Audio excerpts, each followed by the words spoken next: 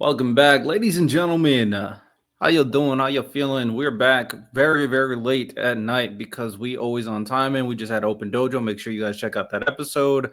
But One Piece chapter 1151 just dropped and we read it. And overall, pretty cool. Nothing nothing mind-blowing compared to the last chapter I feel like happened in this. But we're finally progressing to now include the heavy hitters and see what's about to happen, which I'm interested about. How'd you feel about this chapter? I thought it was pretty cool. The one thing I want to point out off the rip, well, there's two things I want to point out off the rip. One, Chopper is showing a degree of maturity that I did not think he was capable of showing with the way Oda had kind of been presenting him to us throughout this post time skip experience. I was really in the camp of Chopper's just going to be a mascot. He'll have little side quests and missions to handle, to keep him relevant as a crew member, but he's not going to have anything really seriously going on. Seeing the panel of him just jumping off the island after Gabon with pretty much no plan in mind, just taking initiative and trying to make stuff happen is something that we kind of expect from the more, I don't want to use the word senior, but I'll say older members of the crew. Robin usually want to get into the action, Luffy, Zoro, Sanji, etc. So it was cool having him kind of play out of his role and take an initiative. And then I like the way that the Holy Knights are kind of approaching this as a kind of chess match and thinking about pieces on the board. But with that being said, they also said there's no more pieces on the board left to flip. So it's seeming like the Dorian Bragi, Giant Pirates, Emu for however long that she's going to be around, Summers and Killingham is pretty much going to be the extent of their fighting force for the remaining of the of this arc, unless maybe Shamrock for some reason comes back or some other force helps them or maybe intervenes and harms them. So yeah, those are the two things I wanted to bring up. Yeah, thinking about it, it makes sense for Chopper to kind of have this real mature moment because although Gabon represents more so like Sanji's role as a fighter, in terms of his role on the crew, he has the same role as Chopper. So it makes sense that Chopper is going to learn a lot from this guy, especially I'm guaranteed they're going to address this. What Gabon couldn't do to save Roger and what Chopper can do to, I'm sure this disease is going to pop up at some point later on. And whether it affects Luffy or someone else, it's going to affect someone. And Chopper's going to have to heal it or have a cure for it at some point. So this will be a very important moment for Chopper to finally become the world's greatest doctor, even though it's not something that a lot of people have been focusing on. It definitely seems like that is more than likely the direction they will go in, especially if you can find this perfect cure that can heal anything. So shout out Chopper, man. Shout out Chopper for this moment. So do you just want to start from the beginning? Yeah. All right. Cover page. It seems like we're done with the Yamamoto stuff. I mean, I'm surprised she got another cover page, considering she already saved everybody. So I'm wondering. I don't think her cover story is over. How long is this? Is Oda going to drag her pilgrimage or out until we get the Wano characters back in the story again? Because I know she was supposed to join the Straw Hats, and the idea was, I've been a prisoner under my father for so long. I want to learn about this country before I go to others. She not done yet. Like, this is taking long as fuck. Honestly, I really enjoy it when characters have a certain level of individuality and their own kind of journey. Yamamoto is an interesting piece in the puzzle. I don't know exactly where she fits into this entire like equation of the final combatants and all this different lore and mythos going on. So I don't know where Yamamoto plays here, especially considering we got people like Vivi, super important. We're just going to use the chessboard metaphor the entire time. Vivi's a super important chess piece. Loki's a super important chess piece. Matter of fact, he's on the freaking mural. Where does Yamamoto play into this? I don't know. I have no idea. So I'll be curious to see what she does. I'll be interested if she joins up with other side characters that are relatively important. I think that will be interesting, but we'll see. You know what I'm saying? We'll see. I'm sure we will have to see what Momo is doing as well because he's kind of the guy in charge now, for sure. Um, but yeah, the chapter for the most part starts. You brought up the chess thing. Now, when I saw this and the way it was paneled on screen, I didn't know what to think of it, and I was trying to think like Oda usually does things on purpose. I don't think this is symbolic. This has to be there has to be more to the comparison to a chessboard. Like they show the chessboard, and then they show the character flipping, and then they show the chess piece flip. There's probably something bigger to how this is kind of used in the story. What do you think? Do you think this is purely symbolism, or do you think that this is part of something bigger in terms of the chessboard stuff? I think we're gonna see this chessboard again. And I think we're kind of getting an inner working until my brain. I think we're getting an inner working into how Emu kind of visualizes maybe everything other than themselves as chess pieces on the board, with the black being her side and then the white probably being Nika's side, or at least not in alignment with her. I wouldn't be surprised if we definitely see this again throughout the story. And I think, I don't know if Oda referenced, remember that panel that had all the supposed heavy hitters? I don't remember if he recognized them as chess pieces or if he just called them big players. There was a verbiage he used to kind of describe them as important pieces. But I think we're going to definitely see that going forward, for sure. Yeah, I'm interested to see if this plays into Emu's questionable abilities as well. It's really hard to say.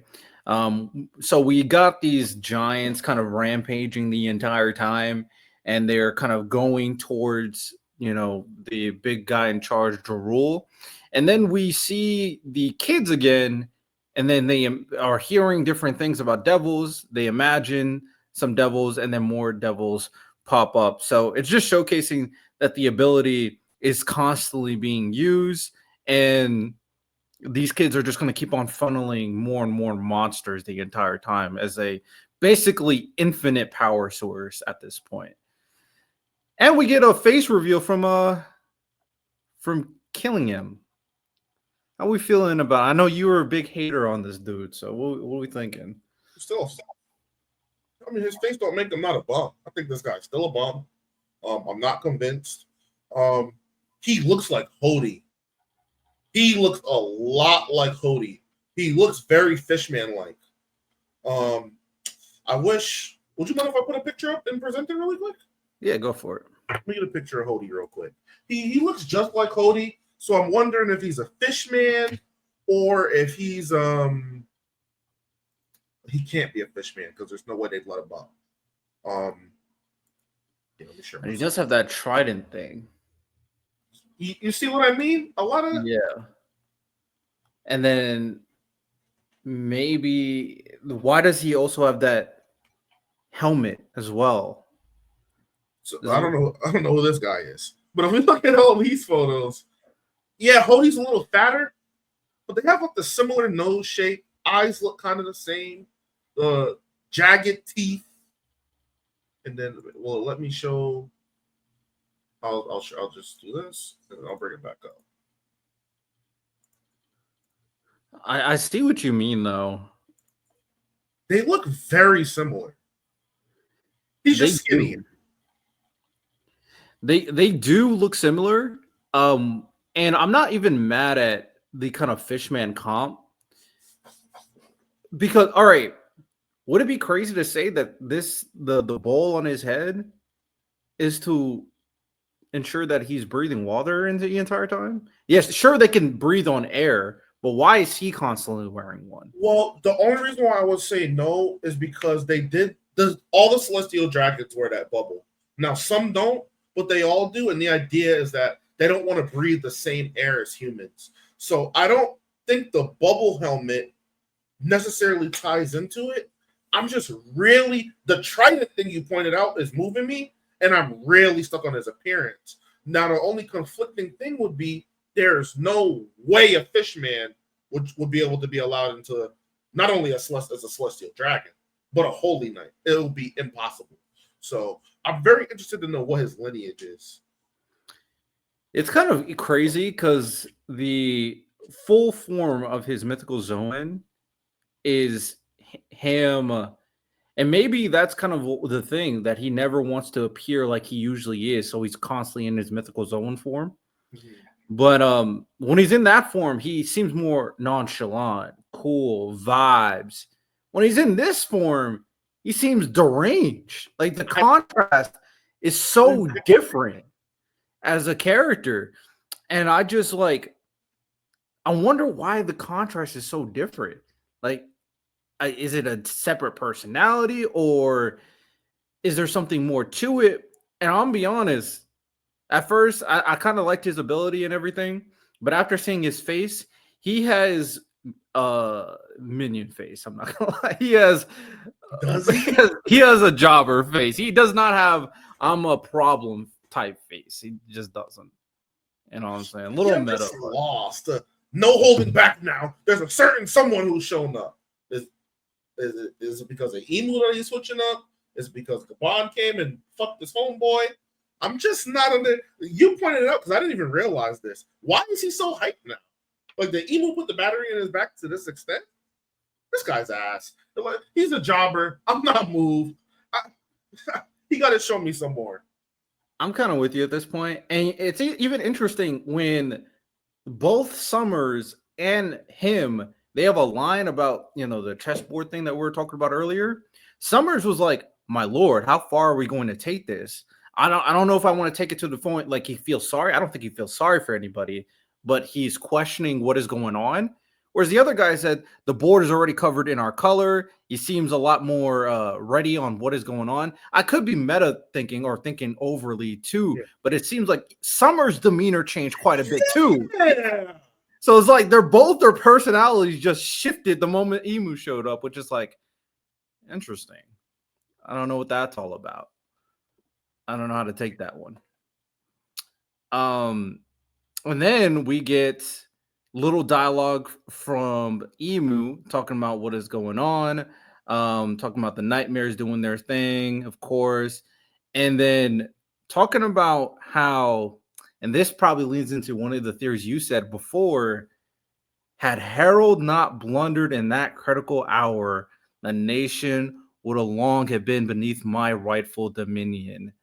What did Harold do? They had a deal. They definitely had some sort of deal or an agreement. And whatever the spirit of Elbath, pride of Elbath, is the reason why it ultimately fell through. And it costed Harold his life.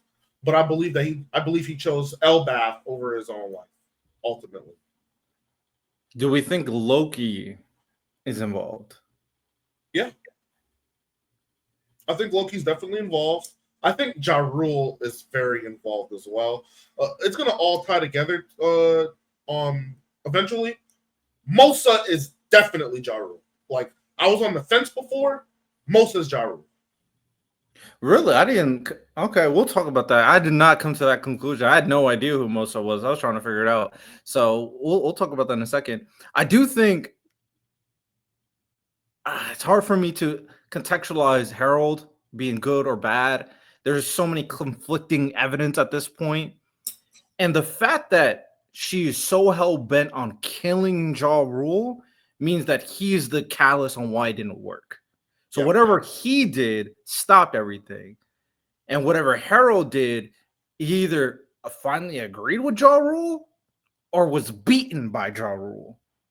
It's one or the other. Because blunder implies a mistake. So I'm with you. He might not have felt that he was doing wrong, but he might have misstepped. Maybe information got out. Maybe he just got his ass whooped, like he said. And, that's what ultimately caused this. Because it's not like they said, like, he betrayed or blunder is a very specific word for a fuck up. Yeah, maybe maybe he was trying to get Loki on his side and Loki told Ja Rule. There's a lot of potential implications here at the end of the day, which I find interesting. Then we get to the Chopper scene. Chopper obviously saving The fall is much further than I Yeah. anticipated. Yeah. That thing is far, but Chopper was able to save him. I mean, we all had a hunch that he was going to get saved, and then we finally get to see the big guys on the battlefield: Luffy, Zoro, Sanji, Loki. I might have to throw in Hadradine there. I'm not gonna lie; they've been giving him a lot of close-up panels and everything, like he's about to do something. I'm just saying, you might do something. You might. I don't know. I don't know. Um, how are we feeling now that we're back with the big guns? Oda, I love you. I know you write like this for a reason. These motherfuckers are eating meat, and there's clearly like there's hella upstairs, bro. Like, I just hate to see these guys trolling like this, man, when there's a dire situation on the other side of the island. But at least now they're finally getting engaged. Luffy's giving me remember how when Naruto got the Nine Tails under control, he became sage mode, all that stuff. He became a sensory ninja. Luffy is now a sensory pirate. Now, I don't know if it's just because his hockey mastery has increased to a higher level. I don't know if it's maybe the voice of all things. But without any inclination to know that it was Chopper, he knew that Chopper fell. He just calls it out. And nobody else knew. If it was a Conqueror's Haki mastery thing, I feel like Zoro would be able to know. And the reason why I think this is because when Luffy and Kaido were using Haki on the roof, Marco was able to sense it, Sanji was able to sense it, Zoro, King, Queen, they all were able to realize it's happening. Why is Luffy the only one that not only knew somebody fell, but knew it was Chopper? Yeah, I kind of skimmed past that, but now that you say that, there is a direct emphasis on the fact that one, they said, "Did you see him?" He said, "Nah," and then he questioned himself. Wait, how did I know it was Chopper? So yeah, this is much bigger than we were anticipating. You know what's funny? Because okay, on Open Dojo, we were talking about Mantra and Anel. Luffy might finally got getting that level like Anel did, where he Okay. can sense everything that's going on. Okay, I like that. Maybe he has mantra now. Okay. Hey man, I'm here for it. I'm here for it. And it's very much interesting that he knew for sure, and the guy that's supposed to be the observation hockey guy did it. Don't make me push agendas. You know how I feel about that dumbass gag. Yeah. So all right. So we're here at the Mosa stuff. I was definitely paying attention to their conversation, but what makes you think it's a Ja Rule? One, Denden Mushi's always take the appearance of the person calling. We'll look at the appearance of the Denden Mushi. Right. Yeah. So it had it previously though too. When we were on the call, maybe 20 chapters ago, it also looked like this, but I didn't have enough contextual evidence to really put it together. It was just a theory that I had, and I said it on one of our episodes. But what sold it for me, we know the situation on the Sun floor that basically they're on their way to go apprehend, kill, whatever to Ja Rule right now. In this conversation, he mentions this will probably be the last time we're able to speak, which is kind of insinuating to me, making the connection that Ja Rule believes he's going to die. He's making this final call, and I don't know if maybe he's expecting Loki to come out and help hearing this news. I don't know. But this, to me, is the final thing linking them together. I think this is Ja Rule. I like it. Before we dive into that, I do want to preface this just so nobody crashes out. Yes, they did say that this current conversation, up until the sparks happen, is before Emu starts going crazy. So this is a couple. Did they say that? Yeah. So right when we go to Gabon and Chopper falling, a few minutes earlier than the realm of the dead. So yeah, this has happened a few minutes earlier, and then once Emu's conquers hockey goes crazy, then that's when they realize what's going on. Yes. So technically, even so, no, but the stuff with Killingham and all that, they should have been up there. Yeah. But now their attention is finally here. To be fair, taking Emu for you to lock in is still a problem. Like, you should have been locked in before Emu. They were going to lose even if Emu didn't show up. Don't I guess to be fair, they might have won because Gunko was switching up. But if Gunko didn't switch up, they would have lost. So with that said, I think you're on to something about the Mosa thing. But it makes it seem like they're friends. That's my thing. I feel that's why I was kind of getting the idea that it must be someone close to Loki's age. But I guess I mean, to be fair, these people are old as hell. So you could be friends still. Yeah, they're giants. They could have been living for a long time. But the way they were talking to each other definitely seems more friendly. So I assume someone closer to his age. For some reason, the mind when they said Mosa, I was like, is it the librarian chick? That's the first name that came to mind because like it sounds like a girl's name, and she's the only one. And then, so I don't know both the giants' names, but you have that panel of the being on the phone talking. It looks like they know exactly who the fuck that is talking. Oda puts an emphasis on their face, and it's just like a dead stare, like a almost like they're like, hmm? No, you're right. Foreign and found to be common experience, and I wouldn't trade them for anything. That's why I wanted to thank you again. Common experience. They definitely know who it is. So I'm not mad at Jarul. You don't that nasty business didn't crop up again, did it? So that's another thing. What is that nasty business? Could it relate to the mistake regarding Harold? That would also lean to the idea that it's something very big. There's going to be a lot of layers to this. Like, what if it's a situation where it's like Ja Rule?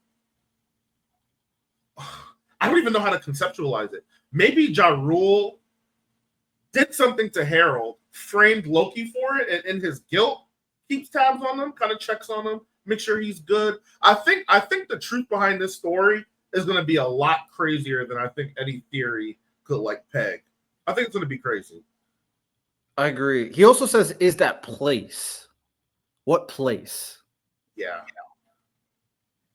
Because I feel like we've discovered so many of the important places in Elbap. Is there another place we haven't seen yet? The only floor that we haven't been to is the highest realm, which is the realm of heaven. There's one more floor we haven't explored at all. Yeah. Okay.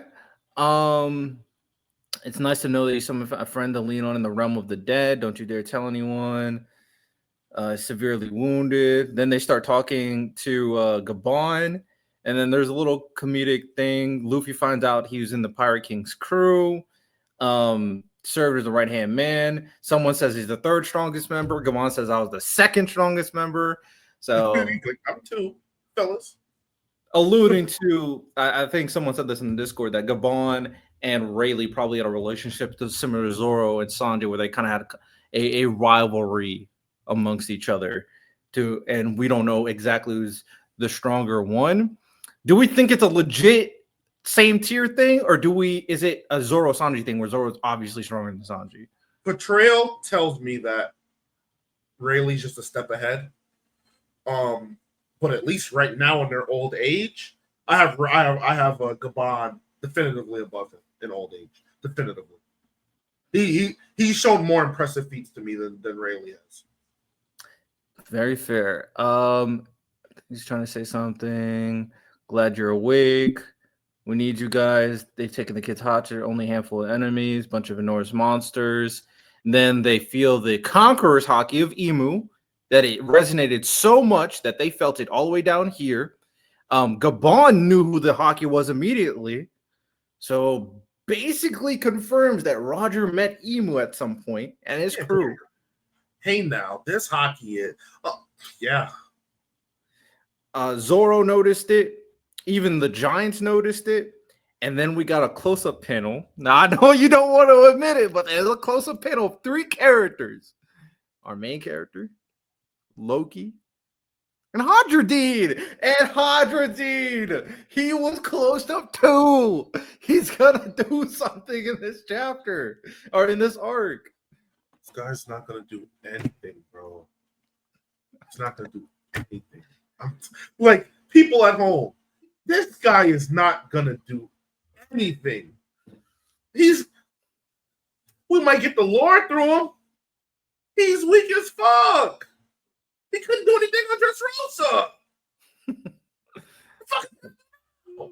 But Loki's fucking geeked. He's like, whose hockey is this? Y'all definitely gotta free me now. He's like, that's too strong. Y'all gotta free me. It's funny how Loki's geeked. Luffy's sweating. Yeah. This is like, to be fair, the last time we saw this is when Luffy sensed Kizaru. Yeah. I mean, we already knew Emu was like ridiculously strong, so that's nothing crazy. But it's always interesting to see that Luffy, like, oh yeah, I gotta lock it, and this is not one of them ones that I can bullshit around.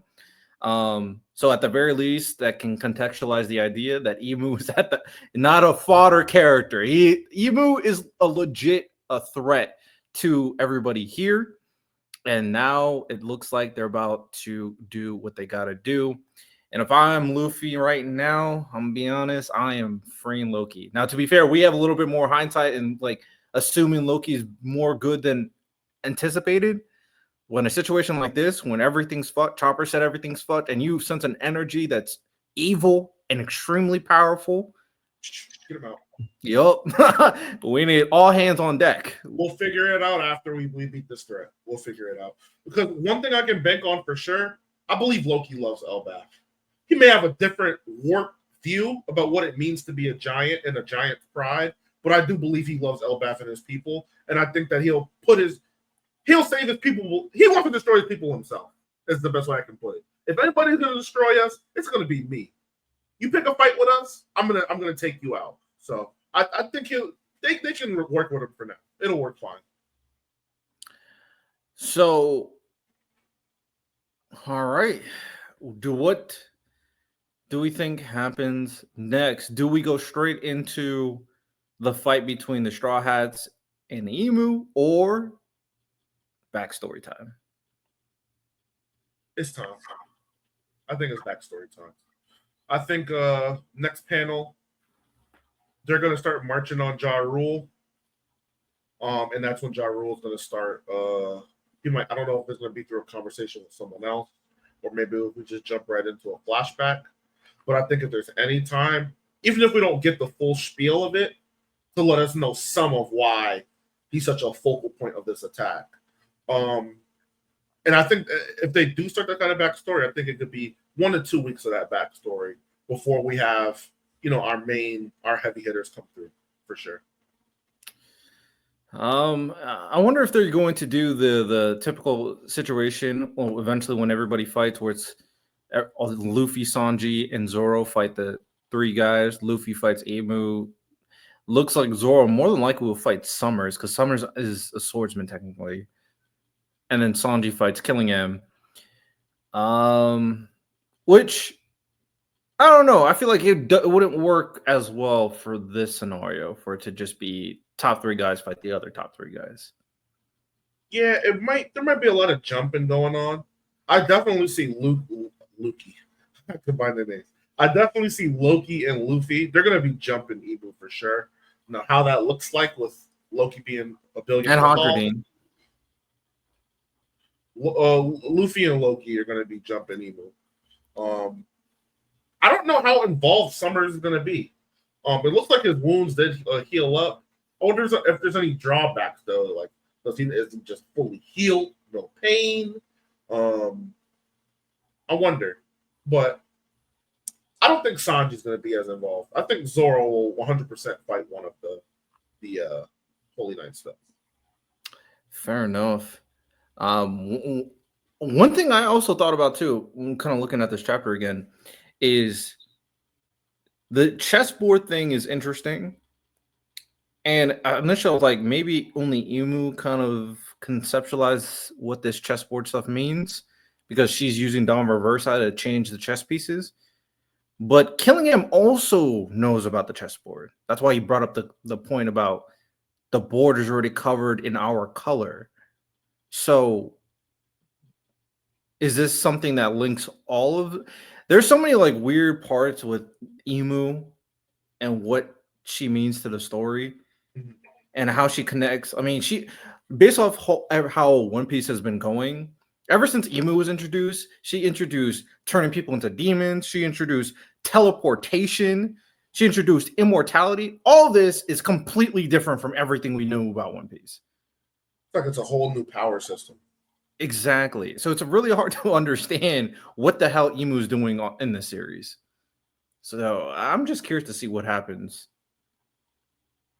Emu can't lose like a chump, bro. I'm gonna be honest. Everything Emu has been doing, she can't lose like a chump. Like I said, I don't think she's gonna lose like a chump. It's gonna be a timeout scenario.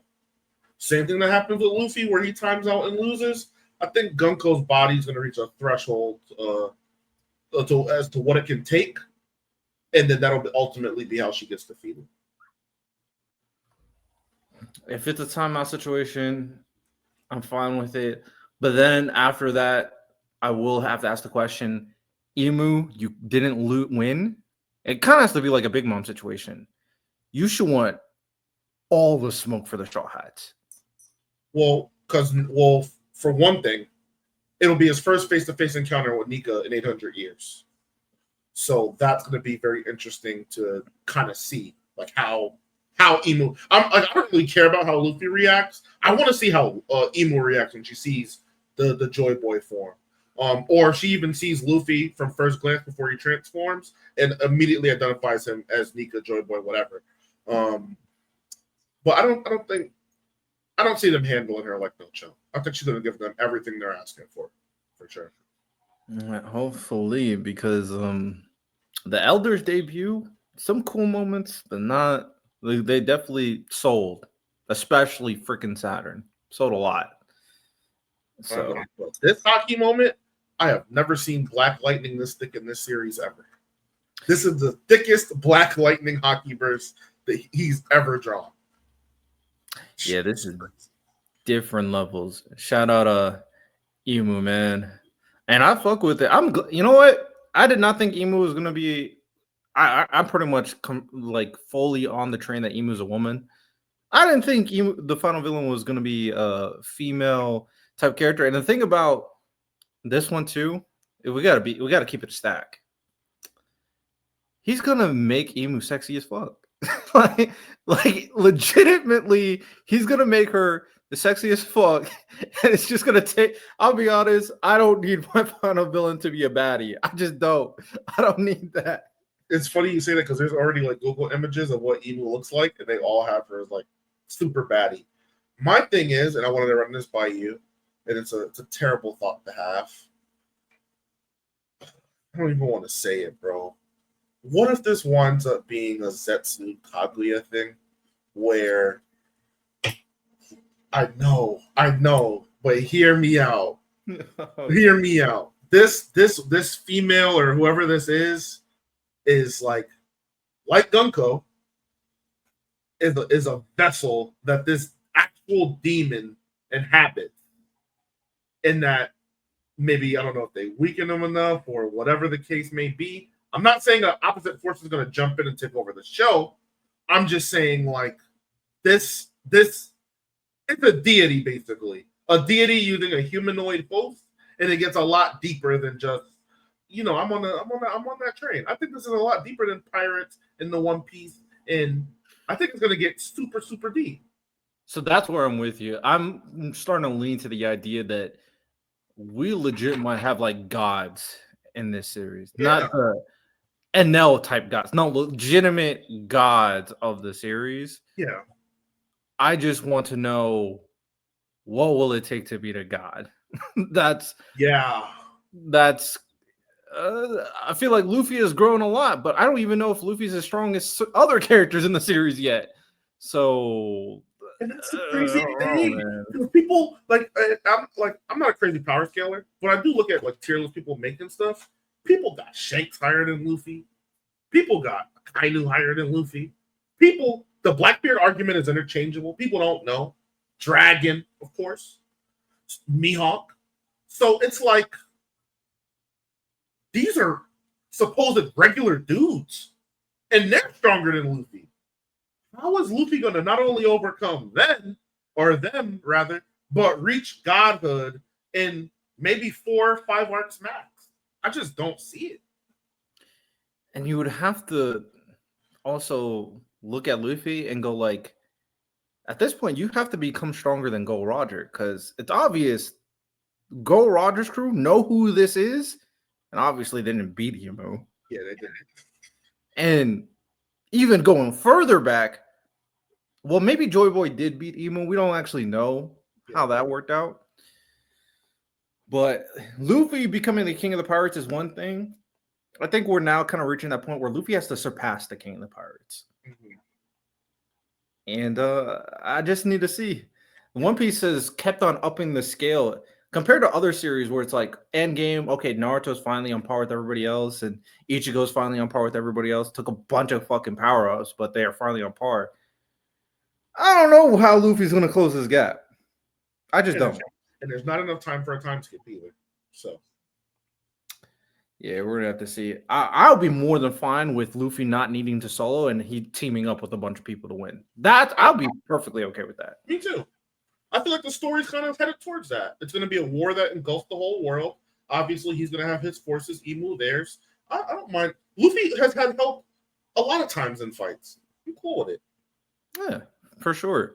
All right. With that said, anything else? What was I going to say? I would 100% Luffy.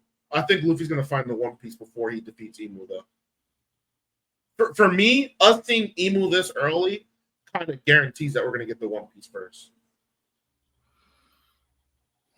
Do you think, now that you say that, now the value of history is so freaking important in this sort, like it was already important. We all wanted to know what happened in the Void Century, but now we need to know what happened before the goddamn Void Century at this point.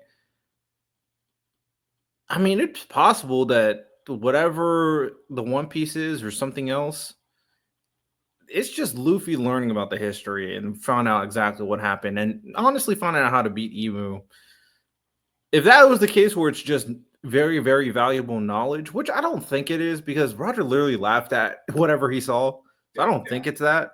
But if that's a part of it, I wouldn't be mad at it because it's definitely a part of it. Because I remember when he was talking to Whitebeard, he did mention that he learned the Will of D when he found the One Piece. That's when he learned what it was. So it could be half of it's funny, half of it's important. I'm just coming from the mindset of now that our group encounters Emu, they know who Akainu and all of these people are. They're gonna need to know who the fuck this is in order to deal with them and know where they're from. You know what I mean? Like them being a celestial dragon, like sure, that's part of the puzzle, but how deep does this go? Because this is unlike any celestial dragon they would have ever met before. This ain't Doflamingo at this point. This is something massively, greater than that. So yeah, at first I think a lot of us assumed the Will of D was just something a rebel family decided to turn against all the other royal leaders and wants to save the world from all this kind of corruption. Now I think it's even deeper than that. What I think it has to be deeper than that because Emu is not normal. There's too much deep shit in this story. The devil fruits are deep as hell. Hockey's deep as hell. Emu's deep as hell. Like damn. And that mural just put everything in perspective. Like, nah, there's this history. It's deep. It's way deeper than you think. Maybe deeper than our actual history. Real life history. Maybe, man. Has to be. But interesting chapter. Can't wait to see what happens next. Hopefully, I don't know if there's a break next week or not. So I believe no break. Good, because I need to see what happens next. I need to see what's going on with Emu. I am locked in, but another W chapter, One Piece cooking, per usual. Who's surprised? If you enjoyed the review, like, subscribe, tune in to the podcast, pray for Miles and his headache. You have a good one. Take care. Peace.